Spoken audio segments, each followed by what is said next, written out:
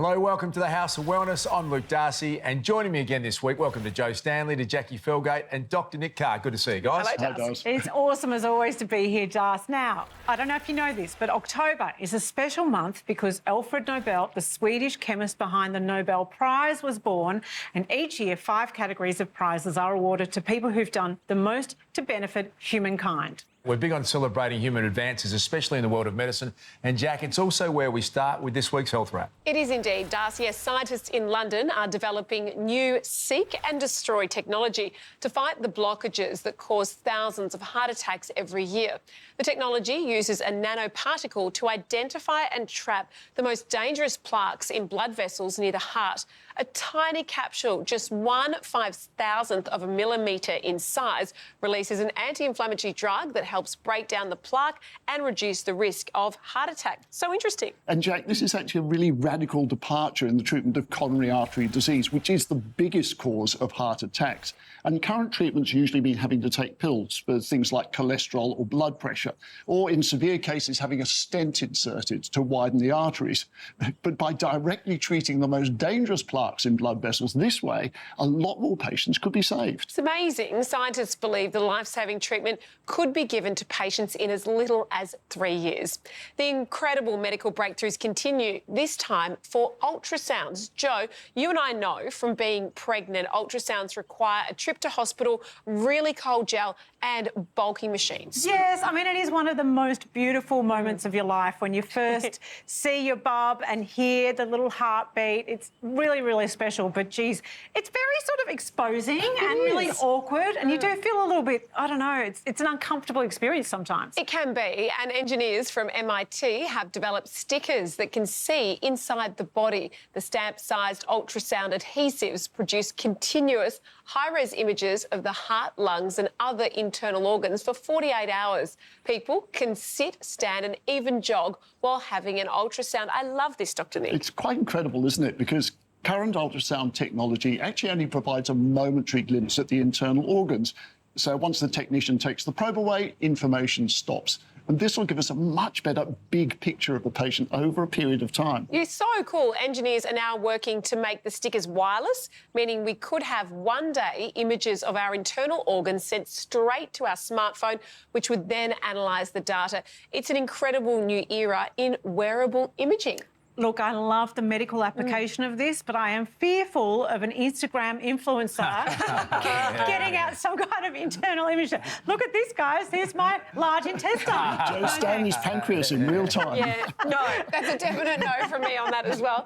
Something else that's been changing the world for a while now is 3D printing. It's revolutionised almost every industry from medicine to manufacturing and even food production. But this is a whole new level. Meet the 22-year-old who's printing 3D schools. I think my vision came together and was largely influenced by the origin story of being adopted from China and knowing the stark contrast of poverty and opportunity, because I was able to grow up in the US. And I think having access to a lot of education opportunities is what shaped my desire to then start thinking huts when I was 15. And from there, that really started the main vision to build 3D printed schools. And then we recently completed the first one in Madagascar in April. A lot of people will walk over 8 miles to get to the nearest school, and then it's very overcrowded. But if there is enough space, then those students can then be enrolled, because a lot of times the schools do have to turn away students if there's not enough space. And then generally, if it is overcrowded, it's just not a suitable learning environment. 3D printing is quite new, so it is a very large-scale printer. So I'm about 5 feet tall. I would say maybe 3 of me would be the length of what the equipment may be. And then the main advantages would be that you can print schools a lot more quickly compared to traditional methods. So our first school, the total print time for the walls took about 18 hours, and then the rest was about 3 weeks for the roof door windows.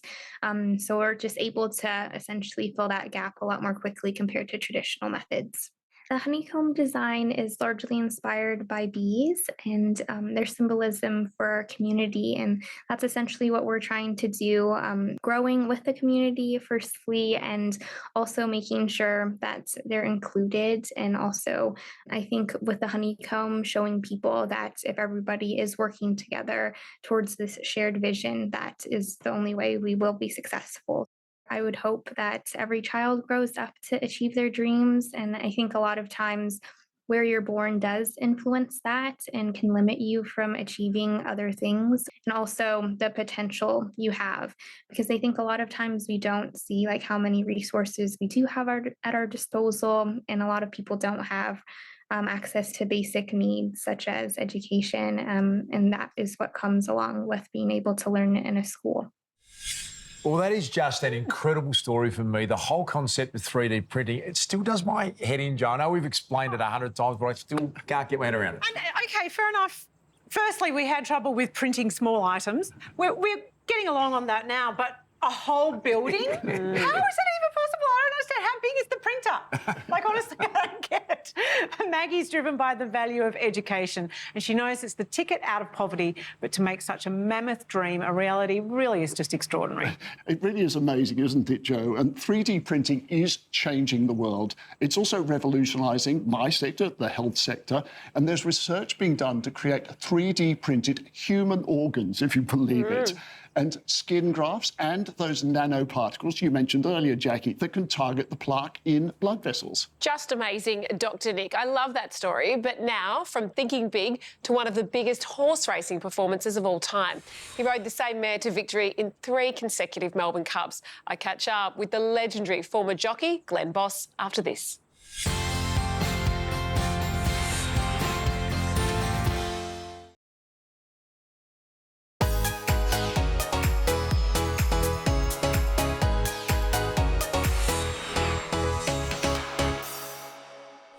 Good skin happens overnight, and a beauty routine before bed is one of the best ways to ensure you wake up with rejuvenated and refreshed skin. And just like our daytime skincare, what's happening within is just as important as what we are applying topically. The new Swiss Beauty Renew Booster Duo combines the power of both retinol and bioretinol to help promote revitalized skin from the inside out. For the inner approach, the Swiss Beauty Retinol and Beauty Sleep Booster provides targeted nutrients to support skin regeneration and repair. As well as retinol to help skin structure, vitamin C maintains skin's elasticity and firmness. Hops help support a healthy and restful beauty sleep, something I would like to have a lot more of. Complementing this supplement is the Swiss Skincare Renewing Booster Serum, which helps improve skin's texture and tone. That's thanks to the scientifically proven 10% niacinamide. The serum also contains 0.5% bakuchiol, nature's alternative to retinol, for the same skin renewing benefits, but without the irritation. Wrapping up the youthful package is hyaluronic acid for added hydration and plumper skin. It's a great time to be in the beauty world. We are blessed with all the info and the ingredients to care for our skin. Take the time to look after it from the inside out, and it will reward you for life.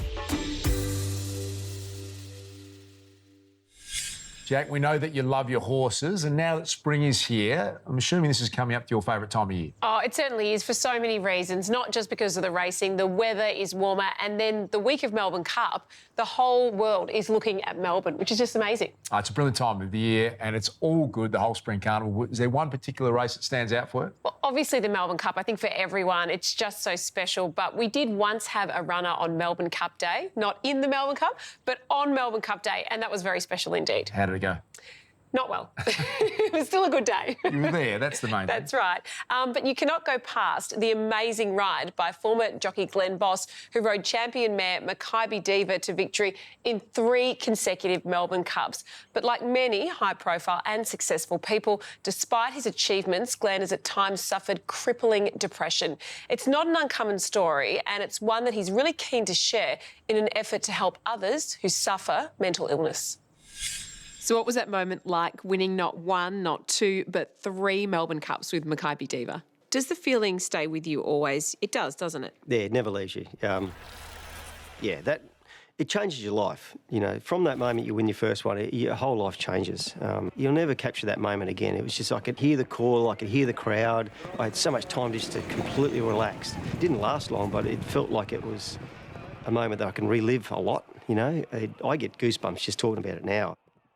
So you've had some really big highs, but you've also really opened up about the lows in your life. People from the outside thought I was always good, but that was just almost like I was an actor. I felt like I was acting a lot. And I got real good at it too, don't worry. Would never show any vulnerability. You know, anyone asked me how I was, I'm great, I'm good. You know what I mean?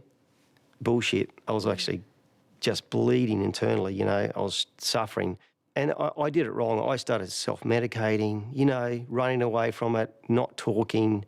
I got to a point, Jacqui, where the only way I could describe it is I felt like I was in that much of disrepair that I didn't know where to start to repair things. Like, you know what I mean? I was like the car that was written off. You know, I was hurting so many people around me, you know what I mean? You're hurting the people too that you love. They're the ones that you affect most, obviously, and they'd be better off without me, and I'm better off not being here. That's how I felt, you know? It was pretty ordinary place to be. And what's the message you'd like to get out there, particularly to men? Yeah, I mean, there has been a culture shift, and there's a lot getting out there, but geez, there's a lot more being done. And it's just men in general. They've got to be. We've got to have a real good look at ourselves and say, you know, we are vulnerable. You know, like, we don't take it all on board all the time. You know, talk to your friends, but seek professional help, because when you give someone when you talk to someone and they give you a perspective and they give you fresh eyes. Like, you know, I'm the same. Listen, I'm still going through, I still see people now, because when you're in it and you're looking at it with your eyes, you don't sort of see from the outside in, you know, and then if you get an opinion from someone else and they can tell you something in a couple of minutes, you go, oh, yeah, and you start thinking, you know, you start thinking about something in a different way, you'll look at it a different way, you'll start conversation. And then once you start that conversation, that's the road to recovery straight away, you know, talking about it. Where your heart goes out to Glenn Boss. You've got so much respect for him. I think he's just one of an elite group of 5 other jockeys who've won 3 Melbourne Cups. Is that right? That's exactly right, Darcy. He's a true superstar, inducted into the Australian Racing Hall of Fame in 2015. He's had too many wins to mention, from 3 Cox Plates and the Epsom Handicap to the Sydney Cup, just to name a couple. But speaking out about the mental health challenges that he's faced during his riding career, in achieving that level of greatness must have been an incredible burden. Yeah, and to admit that he was in a dark place and openly says so, to put your hand up if you need help, that's going to resonate with a lot of people, Jack. When you think of someone of Glenn Boss's history of success, it just normalises for so many people. It's a really incredible thing he's done. He is so brave, and he's travelling around the country with the Melbourne Cup, and that gave him lots of opportunities to speak to men in rural communities where we know the incidence of mental health is high.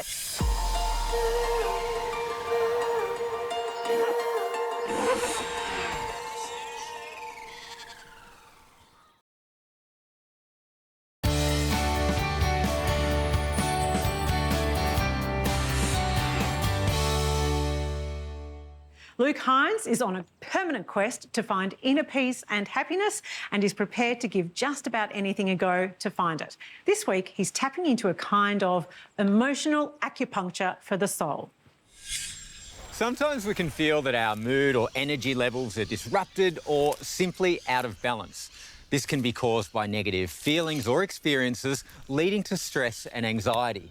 Now, there are a number of techniques that rely on a body-mind connection to help improve our flow of energy and overcome psychological challenges. One of these modalities is Emotional Freedom Technique, or EFT. Often when I'm feeling really stressed or anxious, I notice that I stop breathing. Like, I get really short of breath and my breath becomes quite shallow, and I think there'd be a lot of people who experience that. So absolutely. So you're holding a lot of stress in your breath. EFT is a relatively new technique, and it's a combination of Chinese acupressure and modern psychology. And what we are essentially doing is tapping on acupressure points while focusing on a negative issue or stress or physical sensation. So we'll just start by tapping on the side of the hand and acknowledging how we feel, even though I hold some stress in my breath. Even though I hold some stress in my breath. With EFT or tapping, there are certain points that we use all the time. What we do is we start with the side of the hand point, which is just here, and we just tap with a few fingers, and this is where we voice how we feel. I would really like to let that stress go. I would really like to let that stress go. And just feel relaxed. And just feel relaxed. Top of the head, letting that stress go. Letting that stress go. What's beautiful about EFT is it actually sends a calming signal to the amygdala, which is the part of the brain responsible for fight and flight and freeze.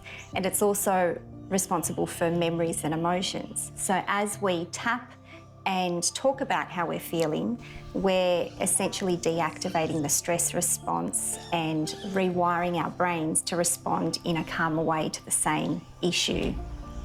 Feeling more relaxed with each tap. Feeling more relaxed with each tap.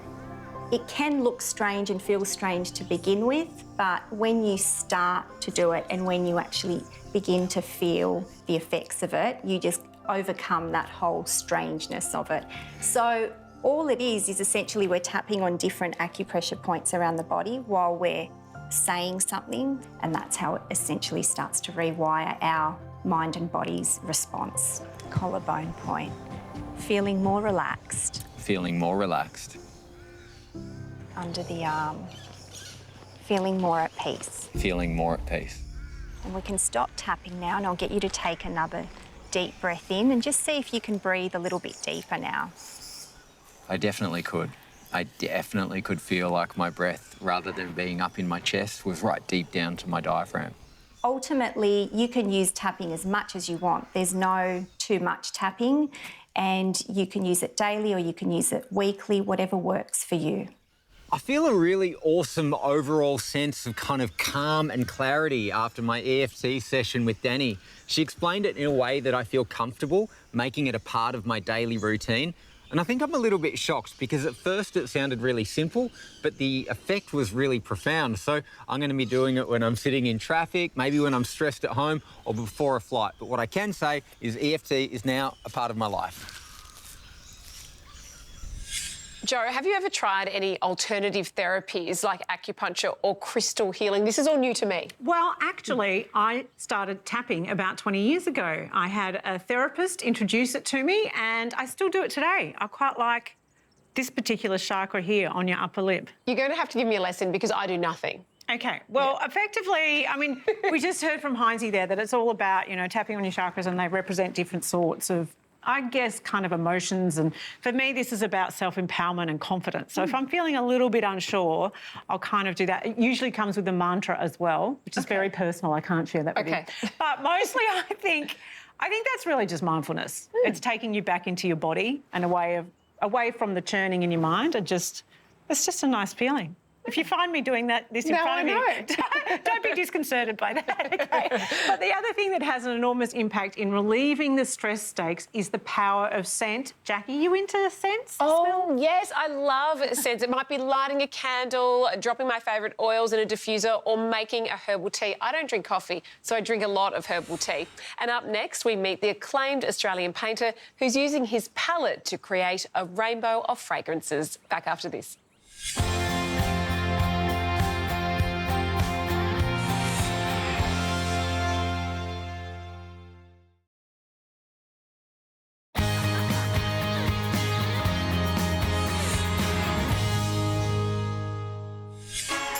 I consider just about anything art that you put your thought processes behind.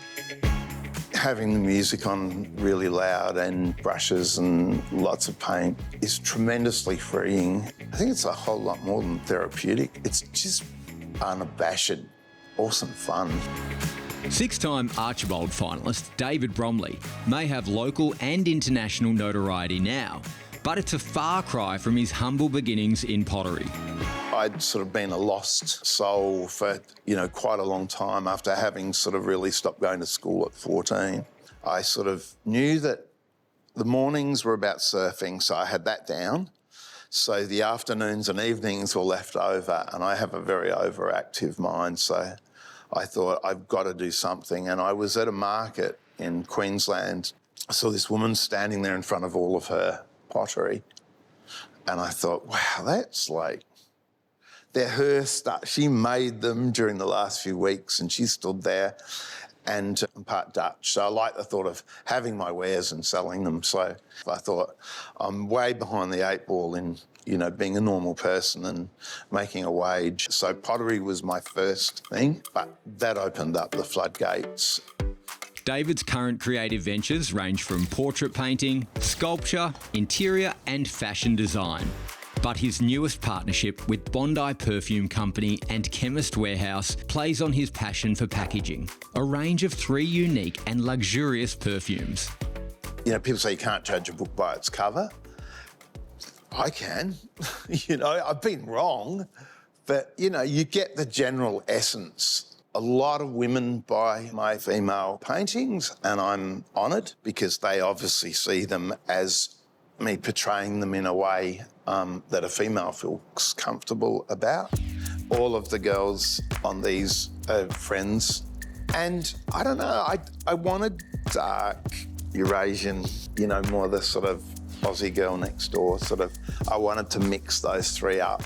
Yeah, I think they're a lovely play off of each other. Then the flowers are to give a sort of sense of aroma. My whole family were involved in choosing the fragrance, and we all sat around, and some of our kids are pretty funny. So you get the sort of like, you know, that sort of thing from our 6-year-old. And then you get this sort of like, I can't tell the difference anymore. And then there's one kid sort of going, I'm feeling a bit woozy after smelling 12 of those. My idea is these become collectible. If people keep their boxes and stack them up and stuff like that, then they've got these little collectible things, and I'm a collector. With all his success, inclusive of the Bromley collection, David gives credit to his greatest artistic collaborator, his wife, Yugi. I see David as someone who lives with his eyes open. He actually just sees things that often on a day-to-day basis we ignore because we either think they're trivial or they're unimportant or they've become so commonplace that we don't even notice. And when we're talking about perfume, you know, as much as the scent itself is one element, it's all the tactility of the bottle, the packaging, how the visuals make you feel, the whole unwrapping and the opening, all of those sensory things. It becomes almost a ritual, and that's kind of what perfume is. I usually go back to my core element of just a very simple desire to see my work in unexpected situations. Not for a minute do I think there's a way that you should find art. You can find art where you find art. It's more rock and roll.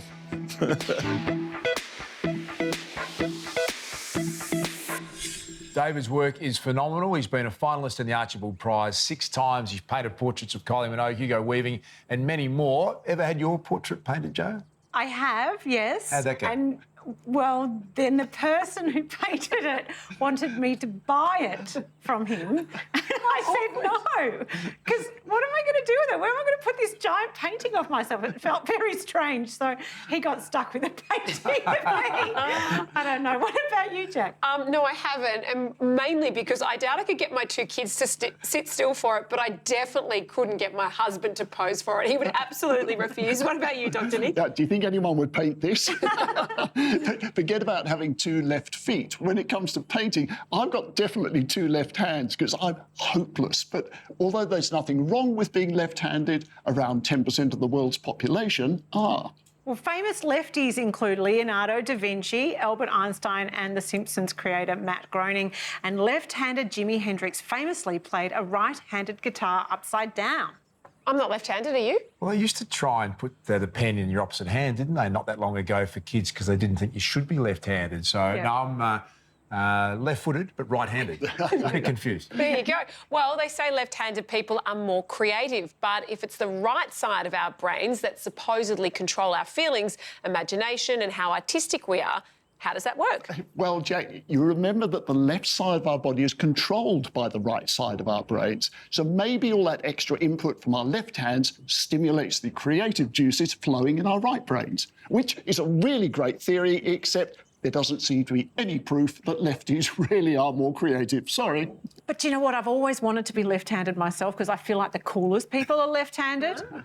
Barack Obama, left-handed. Brad Pitt, left-handed. I've observed those two people. I don't know why they're stuck in my mind. Well, they might be very cool, although for 2 or so million left-handed Aussies, some everyday challenges still exist. Every day in her Brisbane studio, Gillette Cox creates breathtaking works of art by doing something she would never have dared to do as a child, using her left hand.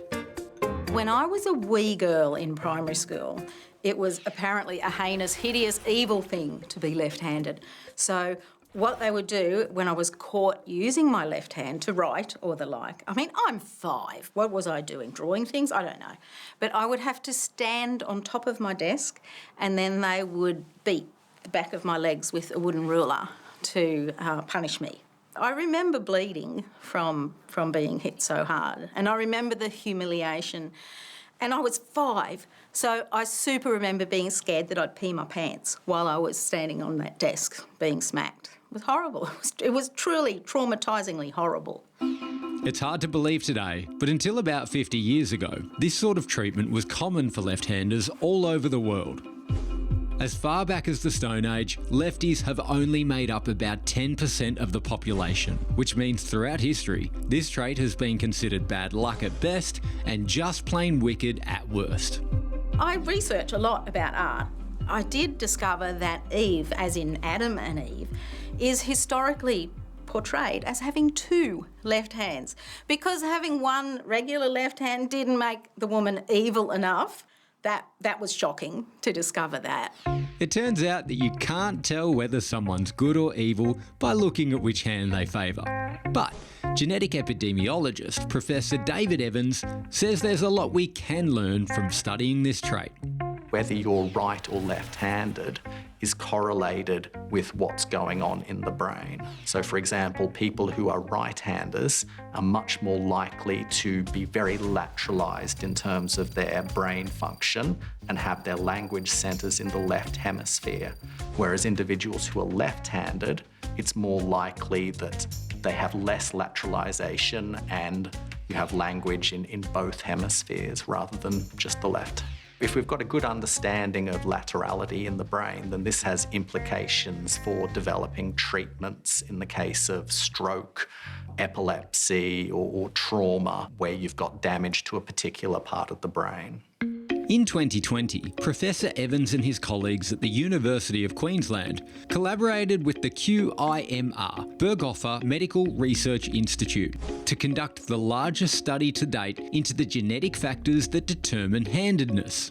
We found 41 genes which were associated with being a left-hander and 7 genes that were associated with being ambidextrous. So the reason why that's significant is that nobody knows what causes left-handedness. So if we can find genes that are involved in somehow determining whether someone is left-handed or not, that provides us with clues as to the underlying biology of why people become left-handers. But it turns out genetics are only a tiny piece of the puzzle. Handedness is a really unusual trait in that it's mostly determined by the environment. So normally when you look at traits like height or various diseases, normally it's kind of around about 50% genetic and 50% environmental, but handedness is really unusual in that it's predominantly due to environmental factors. Just what those environmental factors are remains unclear. But as Sydney-based lefty Steve McWork will tell you, there's no question we live in a right-hander's world. Back when our youngest daughter, who's left-handed, was 7, she decided one night she wanted to feed the dog. And we went to open the can of dog food and she struggled with the right hand, the standard can opener, the only can opener we had, and we ended up having major tantrums. And of course the dog had to be fed by somebody else. Steve's fruitless search for a left-handed can opener inspired him to start up his online business, Lefties, Australia's only retailer of left-handed products. So the most popular product group that we have is scissors. When we use a pair of scissors, we are pushing with the thumb and pulling with the fingers. And what that does is it moves on the pivot to cause the blades to actually rub against each other and cut the piece of paper. If you're using the wrong scissors in those hands, then it causes the blades to splay apart and they don't cut. Since starting up in 2003, Steve's little family business has grown to stock over 300 products, including left-handed veggie peelers, garden tools and measuring jugs. But he reckons most right-handers would be surprised at just how many other everyday items aren't left-hand friendly. Well, where do you start? The turnstiles at the train station, you know, when you put your Opal card, that's the right hand. The microwave oven, the FPOS machine, if you're swiping your card, the swipe slot is on the right-hand side of the keypad. Chainsaws and circular saws, the whippersnipper and the lawnmower, the zip pull on those, power drills, all those sorts of things, they're all set just for the right-hander. Despite the many little challenges, Steve couldn't be prouder to be part of this exclusive club. After all, he's in pretty good company. 1 out of 4 astronauts was left-handed, so, you know, double the normal population. We have, you know, perfect role models for us of examples of creativity, like, you know, Leonardo da Vinci, Michelangelo. 6 of the last 8 US presidents were all left-handed. As a group, we're adaptable, whether it be through necessity or ability, and that lends us to be able to work with whatever comes our way. I wish I could get those old teachers who beat me for being left-handed, my sewing teacher who would look at my work that had 4 dodgy right-hand stitches from when she was watching me and 7 good left-handed ones for when her vision was elsewhere. All of them, I'd like to line them all up and go, right, everybody, excuse me, do you see what the hand does now?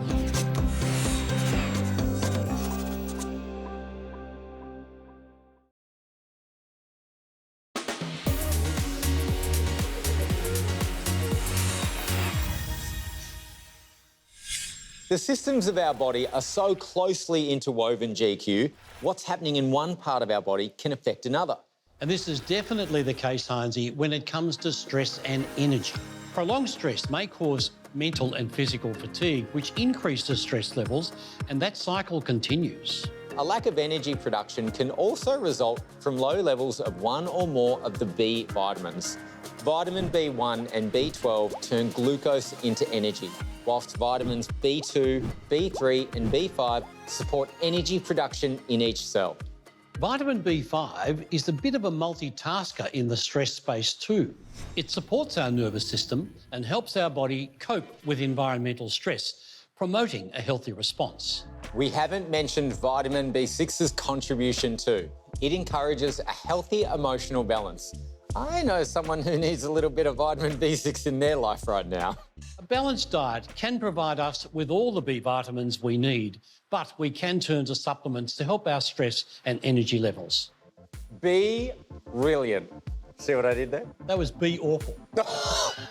See, at least mine makes sense. The A to Z of vitamins is brought to you by Go Healthy's Pro Activated B Complex, a convenient, high-strength, one-a-day formulation to help support a healthy stress response in the body. Well, that was Heinzie and GQ there showing us how to behave around vitamins. So, guys, let me ask you this. Are there any situations or events that are almost guaranteed to give you a headache? Well, I'm amazed to admit this, but if I'm off coffee, and I only have one a day, but if I miss that one, guaranteed I will get a headache. Yeah. How about you, Jack? My kid's misbehaving gives me an instant headache. I can guarantee you that. I don't drink coffee. Very relatable. We can all understand that. Now, a lot of people think a migraine is just a really bad headache, which isn't the case.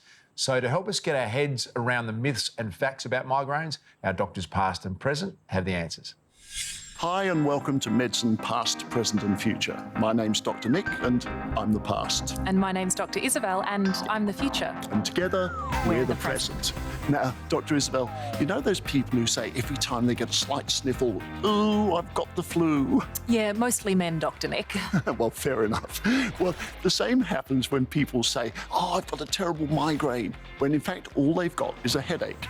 So, what is the difference between ordinary headache and migraine? Well, there are actually over 150 different types of headache, Dr. Nick. Really? Yeah, that's according to the International Headache Society, and you'd think they'd know what they were talking about. Okay.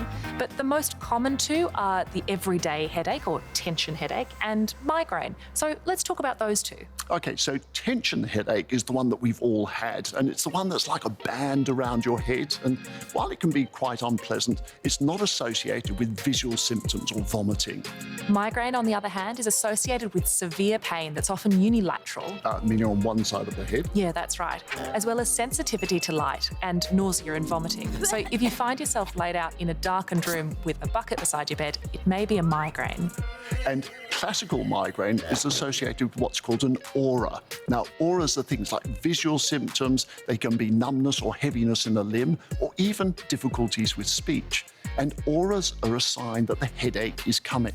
Now, before we go on, I just want to reiterate, in migraine, these aura-like symptoms resolve pretty quickly. However, if they persist, it may be a sign of something more sinister like a stroke. Yeah, really important point, Dr. Isabel, thank you. So if there's any doubt at all, seek help immediately. Now, you sometimes get migraine with aura, don't you, Dr. Nick? I do, and it starts with these weird, zigzaggy, flashy lights that last for about 15 or 20 minutes. Now, the good thing is, if I take some simple painkillers, I'm fine. And migraines tend to run in families, but touch wood, so far I've been okay. And thousands of years ago, it was believed that headache, like things like madness and epilepsy, were caused by demons trapped inside the skull. So what on earth did they do to try and get these demons outside of their skull, Dr. Nick? Well, if you've got a demon trapped inside your skull, you need to let it out, obviously. Obviously.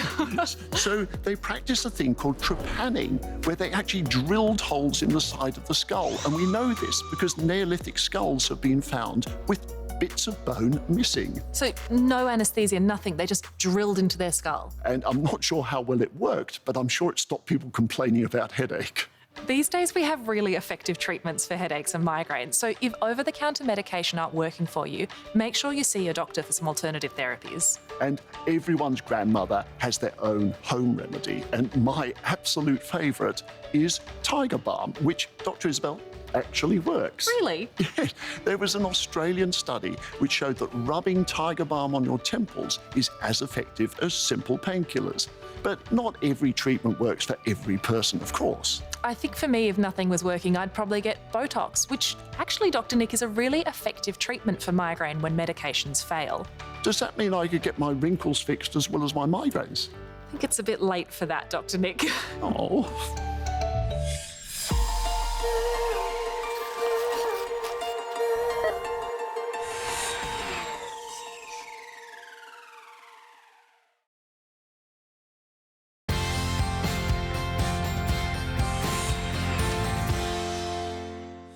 It's no secret that I'm a fan of the plant-based lifestyle.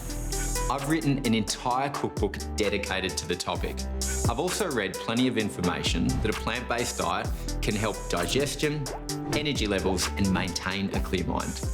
We all know Vital All-in-One, and to continue their commitment to being nature-made and science-supported, they have now also introduced a new plant-based supplements range. The capsules are 100% vegan and plant-based, meaning they may be more easily absorbed than their synthetic counterparts. The range even includes vitamins and minerals that are typically sourced from animal products. Did you know that vitamin D3, for example, is usually sourced from the lanolin in sheep's wool? The Vital Vitamin D contains a unique source of vitamin D3 from plant-sourced lichens, which are naturally high in vitamin D3. Combined with a mushroom complex that delivers additional vitamin D and also helps to support the immune system. My message is simple. Think positively to cultivate a healthy mindset. And when turning to supplements for health support, plant-based supplements with standardised active ingredients complex formulas and additional micronutrients may just be the natural choice for your health regime. So we've known for some time that fish make sounds, and a lot of research into underwater sound communication has been done around whales and dolphins, but new evidence shows that fish have voices too. Okay, this is really bizarre because what astounded me when asked what the fish are talking about, the researchers said it's pretty much the same things we talk about, sex and food. How do they know that? Well, it makes absolute sense, Joe, because they're either defending their territory, sourcing food, or finding a mate. So pretty much just like us. There you go. You learn something new every day. Some fish are named after the sounds they make, like squeaking catfish, trumpeters and hogfish, although I have no idea what a hogfish even is. I've got no idea either, but the other snippet that I read recently is that spiders can actually dream. Now, this came out of Germany, where they found that jumping spiders do have muscle twitches and rapid eye movement, just like we do. Now, a very observant behavioural ecologist noticed this by watching a jumping spider near her home when she started her project. And I'm not quite sure which pair of the 8 eyes she was watching, but what she says is that jumping spiders also have nightmares, which is when they extend all their legs out at the same time, which I think is just fascinating. Again, how could she possibly know? Because she sat there for years watching these spiders. Well, do you think when a spider is having a nightmare, it's about being squashed by my shoe?